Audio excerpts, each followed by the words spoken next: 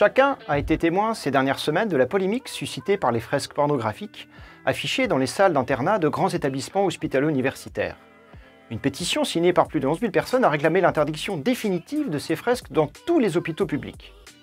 Chacun peut également être témoin de situations susceptibles d'interroger certains comportements de décideurs ou de responsables de premier plan. Comme si l'humour potache et provocateur des carabins se heurtait au mouvement MeToo ou Balance ton porc qui ont gagné la nouvelle génération de soignants. Une récente étude sur la santé mentale des futurs médecins a montré que sur un panel de 12 000 étudiants et internes, 25% se sont des victimes de harcèlement sexuel, 4% se sont des victimes d'agressions sexuelles. Ces chiffres sont d'autant plus inquiétants que les experts soulignent les effets psychologiques destructeurs à long terme d'une agression sexuelle. Alors, entre le risque toujours présent d'une dérive de puritanisme et le danger de ne pas lutter contre des agissements graves, il y a la règle de droit.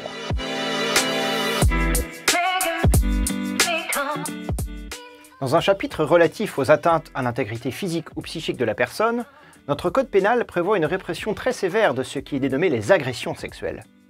L'article 222-22 du code pénal nous dit « Constitue une agression sexuelle toute atteinte sexuelle commise avec violence, contrainte, menace ou surprise. La contrainte dont il est ici question peut être physique comme morale. » Il est plutôt rare que les accusations dans les établissements désignent des faits d'agression sexuelle par contact physique imposé et, heureusement, il est rarissime qu'il s'agisse de faits qualifiables de viol.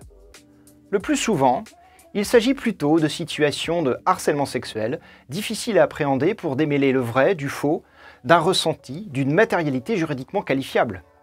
Le harcèlement sexuel est le fait d'imposer à une personne, de façon répétée, des propos ou des comportements à connotation sexuelle ou sexiste, qui soit portent atteinte à sa dignité en raison de leur caractère dégradant ou humiliant, soit créent à son encontre une situation intimidante, hostile ou offensante.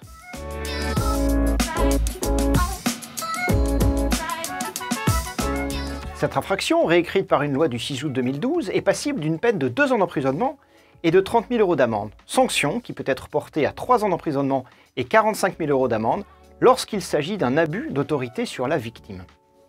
La loi pénale prévoit que les poursuites peuvent être engagées non seulement contre la personne physique, auteur suspecté, mais également contre la personne morale, responsable, la sanction d'amende étant alors multipliée par 5 avec des peines complémentaires redoutables, dont l'affichage de la décision de justice prononcée. Il est donc essentiel pour les établissements de santé, sociaux ou médico-sociaux, de déployer un dispositif opérationnel permettant de prévenir les risques de violences sexistes ou sexuelles.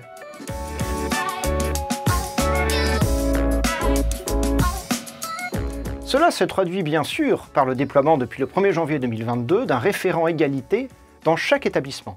Voir à ce sujet l'instruction du 5 août 2021 de la Direction générale de l'offre de soins.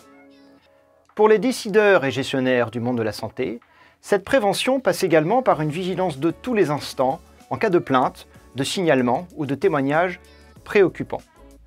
Non pas qu'il s'agisse de voir un agresseur ou un harceleur sexuel potentiel à chaque coin de couloir de service, mais rien n'est plus périlleux aujourd'hui que la politique de l'autruche. La prévention des violences sexistes et sexuelles, c'est un peu comme en matière de sécurité maritime, chacun est responsable de la sécurité de tous.